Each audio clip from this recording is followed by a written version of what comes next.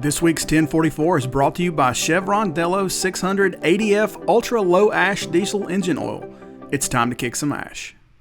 Fleets have a lot of excuses for not sampling their engine oil, and this week we're going to look at all of them. You're watching CCJ's 1044, a weekly webisode that brings you the latest trucking industry news and updates from the editors of CCJ. Don't forget to subscribe and hit the bell for notifications so you'll never miss an installment of 1044. Hey everybody, welcome back. I'm Jason Cannon and my co-host is Matt Cole. An engine oil sample is a lot like a blood sample. It can show details and warning signs of problems long before they become catastrophic. Yet, still many fleets don't go through the effort. Whether it's a lack of time to pull the sample or a lack of willingness to go through the effort, a few minutes of work and a few dollars can save days, if not weeks, of downtime and thousands of dollars in repairs and lost productivity. Chevron Lubricants business consultant Shelly Eckert joins the 1044 this week. Now, Shelly cut her teeth in the lab, so she's really passionate about how effective testing can be for fleets. And she's heard all of the reasons and all of the excuses why companies won't do it. Like, I don't care about extending oil drain intervals, so I don't need to sample. That's a very valid point that you hear people talk about that. And there's a lot of fleets that do test and see value in it. But I have a great story. It's years ago, I was doing a drain interval study. The instructions to the fleet was to take samples every 5,000 miles and send them into the laboratory to see how far we could go with the engine oil. But instead, what happened was all the samples were sent in at the same time. So I had about 5 samples in the lab. And as they were transitioning through the lab, they were getting worse. The criticality was increasing. And about the 4th or 5th sample, I picked up the phone and called the vice president of maintenance, and I said, "You're going to blow a rod through the engine block." And he said, "Yes, that happened yesterday." And that fleet, at that point, because they had that failure, they got onto a solid oil analysis program and see the value in it. You know, some of it is make buying decisions. Some of it is to see which engine is outperforming better. Some of it is to decide when you should trade the truck before all the maintenance expenses kick in. Some of the reasons would be to back you up for a warranty claim, to show that you were doing oil analysis and taking care of the abnormalities or severities of the reports. There's a lot of value in it. If I'm going to sample it, I might as well change it because I'm stopping the truck either way. And sometimes, Jason, changing the oil is what fixes the problem. But that doesn't fix any coolant leaks. That doesn't fix any fuel dilutions, doesn't fix an engine that's overheating and oxidizing, and therefore increasing your viscosity and therefore losing your fuel economy benefit.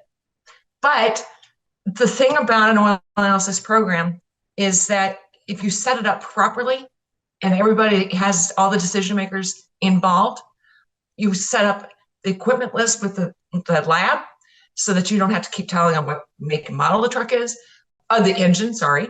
And then you set up sampling procedures. I don't have time to pull a truck just to try and catch a quarter cup of engine oil. Some trucks will come from the factory with sampling valves. This is a push button valve. This is an inline valve. So there's several different valves that you can use. That's the number one way to draw a sample, is to use a sampling valve that's on the engine block. Okay? That's the cleanest way to do it and most consistent way to do it. You just have to flush the line and then you draw a sample.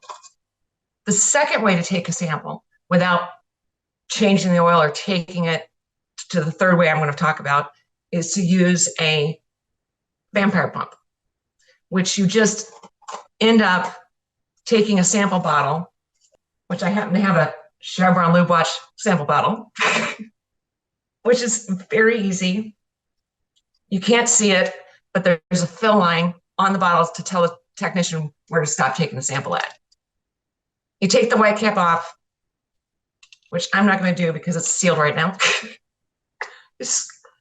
You just twist it on here. You take tubing that you can get from the lab, put it down in here, then you put the other end of the tubing down into the engine, and you just pump it, and it takes the sample out.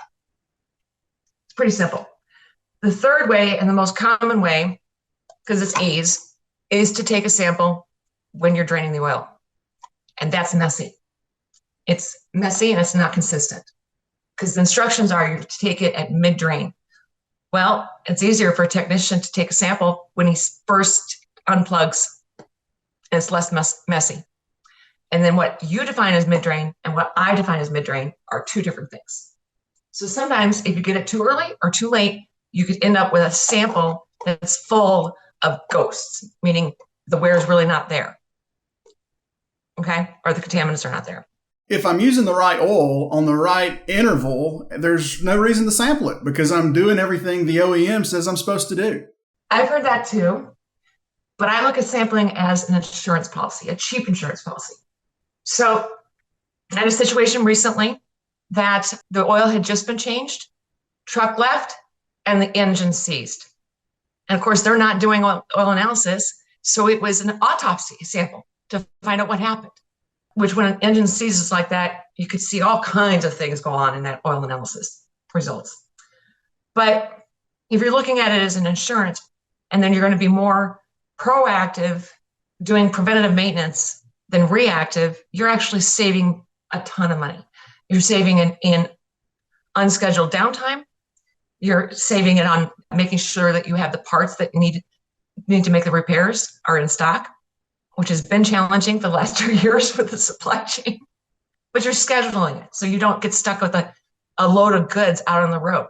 Because if that truck's not moving, it's not making any money. Oil is cheap, so just change it.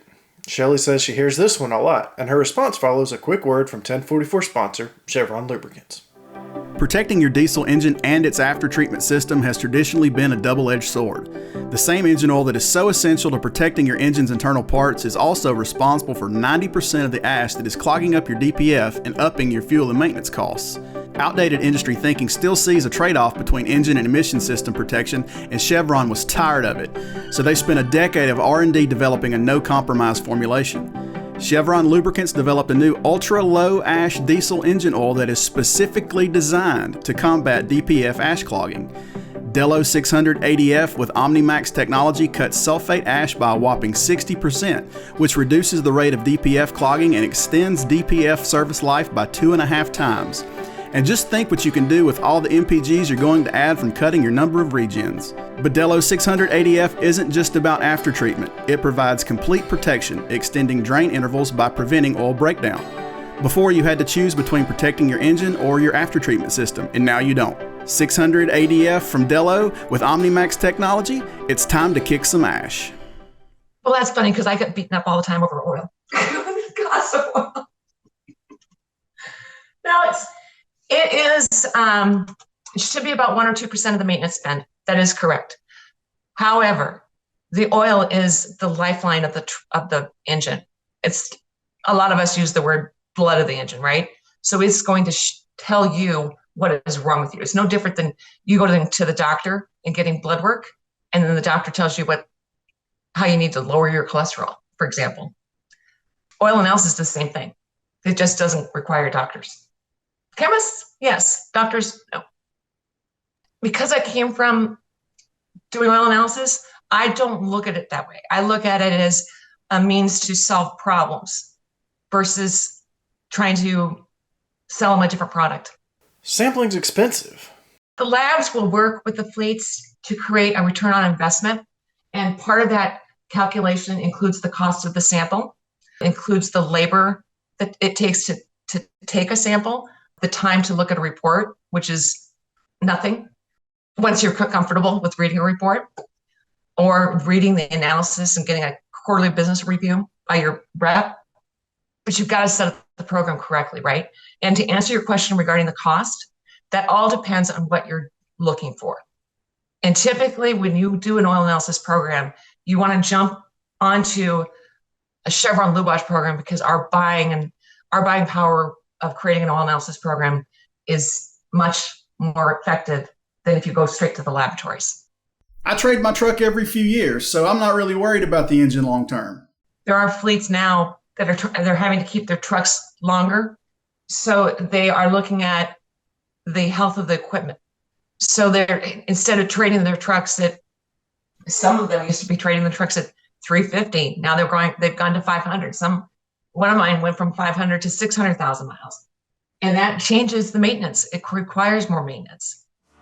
That's it for this week's 1044. You can read more on ccjdigital.com. While you're there, sign up for our newsletter and stay up to date on the latest in trucking industry news and trends. If you have any questions or feedback, please let us know in the comments below. Don't forget to subscribe and hit the bell for notifications so you can catch us again next week.